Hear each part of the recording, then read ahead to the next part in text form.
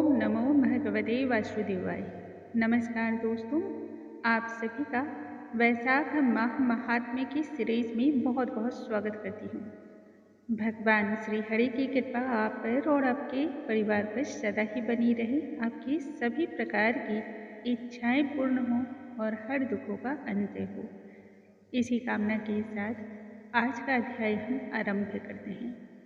वैशाख के माह को माधव मास के नाम से भी जाना जाता है, अर्थात यह मास जो है वह भगवान श्री कृष्ण भगवान श्री हरि को समर्पित है। जो व्यक्ति इस माह में दान जैसे कार्यों को करता है उसे अधिक लाभ की प्राप्ति होती है। जीवन भर किए जाने वाले दान जप तप से जो पुण्य की प्राप्ति होती है वह सभी सिर्फ एक माह में करने से ही मनुष्य को प्राप्त हो जाती है। इसलिए वैशाख माह में दान अवश्य ही करना चाहिए तथा इस महात्म्य का श्रवण करना चाहिए। यदि किसी भी दिन या किसी भी कारणवश आप दान न कर पाए हों तब इस महात्म्य के श्रवण मात्र से भी मनुष्य को उसी लाभ की प्राप्ति होती है। आइए भगवान श्री हरि का ध्यान करते हैं और आज की महात्म्य को हम आरंभ करते हैं। बोलो स्वामी नारायण भगवान की जय, भगवान श्री हरि की जय। मुनि श्रेष्ठ नारद जी फिर कहने लगे कि जो मनुष्य श्रेष्ठ और योग्य ब्राह्मण को पलंग का दान करता है तथा उस पर शयन करने के उपरांत ठंडी ठंडी हवा का झोंका करता है तब वह कार्य से ही उसका शरीर निरोगी हो जाता है और ताउम्र स्वस्थ रहता है। इस कार्य से सभी प्रकार के ताप दूर हो जाते हैं। वह मनुष्य योगियों से भी दुर्लभ पद की प्राप्ति कर लेता है। जो मनुष्य वैशाख की तपती धूप से थके हुए ब्राह्मणों को सुंदर आरामदायक पलंग का दान करता है वह मनुष्य संसार के जन्म मरण के कष्टों से मुक्ति पाता है। इतना ही नहीं, वृद्धावस्था में होने वाले जो कष्ट और पीड़ा होते हैं उससे भी मनुष्य मुक्त हो जाता है।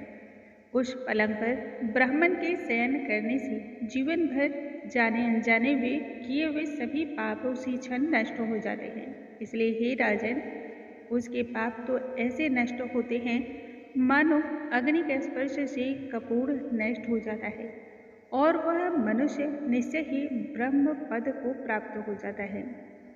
वैशाख माह में सैया दान करने वाले मनुष्य को जीवन में सभी भोग्य पदार्थ मिलते हैं। वह सभी सुख भोगता है। उसके कुल में जितने भी मनुष्य होते हैं उसे कोई रोग व्याधि नहीं सताती। ताउम्र उन सभी भक्तों को आयु, धैर्य, निरोगता और यश की वृद्धि होती है। उस धर्मात्मा के कुल में 100 पीढ़ी तक भी कोई अधर्मी पैदा नहीं होता। इस मास में दान करने का अनंत पुण्य प्राप्त होता है।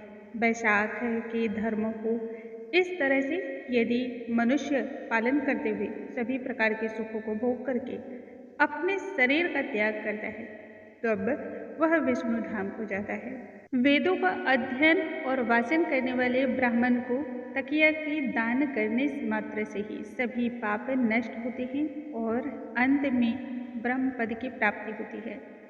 बिना इसके दिए मनुष्य सुखपूर्वक शयन नहीं कर पाते। यदि इस दान को कर दिया जाए तो पृथ्वी पर सभी प्रकार के राजसी सुख का भोग मिलता है। हे राजन, वह मनुष्य 7 जन्मों तक सुख, संपदा, भोग, धर्म परायण होकर के विजय प्राप्त होकर के रहता है। अपने 7 कुल समेत वह सभी प्रकार की समस्याओं से मुक्त हो जाता है। चटाई या किसी भी अन्य प्रकार के आसन के दान करने से 7 कुल के जो भी प्राणी होते हैं वह सभी समस्याओं से मुक्त हो जाते हैं। जिस पर पत्र साई भगवान श्री हरि स्वयं विराजते हैं, जैसे जल में पड़ी हुई ऊन नहीं भीगती वैसे ही संसारी जीव संसार के बंधन को नहीं बंध पाते, अर्थात जीवन के इस जन्म मरण के चक्रव्यूह से मुक्ति मिल जाती है।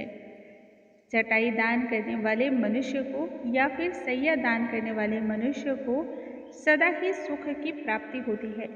यदि मनुष्य शयन के लिए चटाई और कंबल दोनों दान देता है, तब वह किसी भी बंधन में नहीं बंधता और सदा ही श्री हरि का प्रिय होता है। इसमें किंचित मात्र का भी संदेह नहीं है।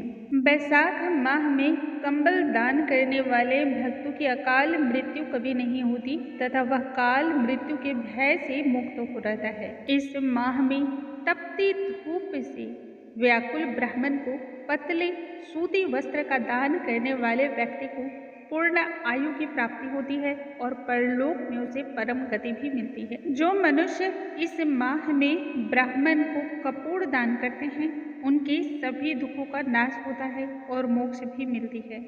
यदि ब्राह्मण को इस माह में भक्त फूल और कुमकुम का दान करे, तब सार्वभौम राजा होकर के वह सब प्राणी उसकी आज्ञा में रहते हैं। इतना ही नहीं, पुत्र पौत्रों से युक्त होकर के वह सभी भोगों को भोगते हुए अंत में मोक्ष की प्राप्ति करता है। त्वचा और हड्डी के संताप को चंदन तत्काल ही दूर कर देता है। अतः इस माह में चंदन के दान करने से तीनों प्रकार के जो कष्ट होते हैं, उनसे मनुष्य को मुक्ति मिलती है। इस माह में जल में भींगी हुई खस, चंपा तथा कुश दान करने वाले मनुष्य की सभी सुखों में वृद्धि होती है और स्वयं देवता भी उस पर प्रसन्न होते हैं, उसकी सहायता करते हैं। जो व्यक्ति मेष की संक्रांति में तांबूल और कपूर का दान करता है, वह पृथ्वी में मौजूद जितने सुख होते हैं, वह सभी को भोगते हुए निर्वाण पद को प्राप्त कर लेता है। यदि मनुष्य इस माह में सेवती और जूही का दान कर दे, तब वह सार्वभौम राजा होकर अंत में मोक्ष पाता है।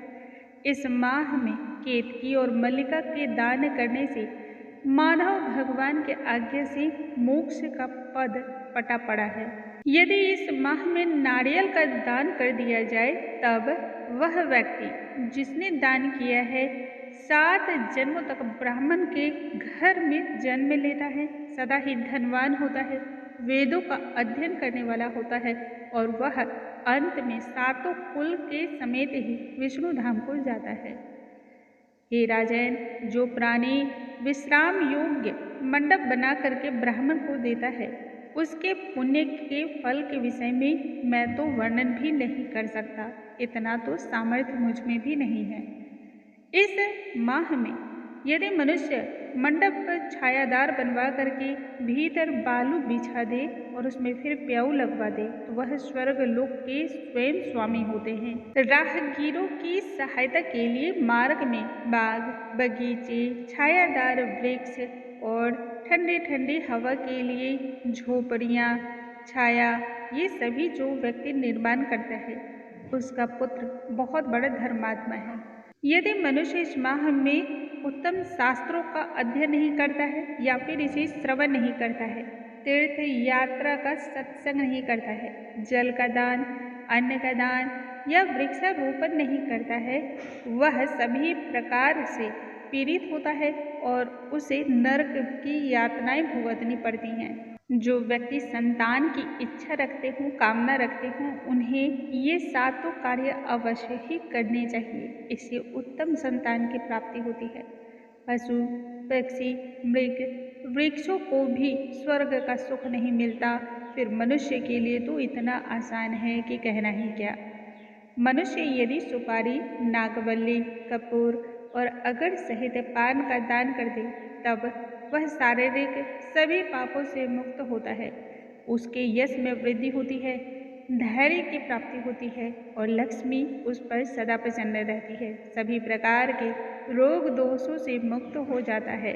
इस माह में ब्राह्मण को छाछ का दान करना चाहिए तथा नींबू के रस में नमक मिला करके मनुष्य यदि इसका भी दान करता है, तब भी उसे मोक्ष की प्राप्ति होती है। इस माह में यदि व्याकुल थके हारे ब्राह्मण को कोई भी भक्त दही की लस्सी पिला दे, तब उससे जो पुण्य प्राप्त होता है, उसे कहने का सामर्थ्य तो मुझ में भी नहीं है। वैशाख माह में चावल के दाने से आयु की वृद्धि होती है तथा वह सभी यज्ञों से मिलने वाले पुण्य को प्राप्त करता है। मेष संक्रांति में ककड़ी गुड़ के दान करने वाले मनुष्य संपूर्ण पापों से मुक्त हो जाते हैं। इस माह में यदि अपने ताप की शांति चाहते हैं तब ईख का दान करें, अनंत पुण्य प्राप्त होगा। जो व्यक्ति सायंकाल में श्रम की शांति के लिए पान का दान कर दे वह संपूर्ण पापों से छटकर भगवान विष्णु के सायुज्यता को प्राप्त होता है। सायंकाल में ब्राह्मण को फल और पने का दान करने वाले व्यक्ति के 100 पीतरों को निश्चय ही सुधा रस का पान करने को मिलता है सुख।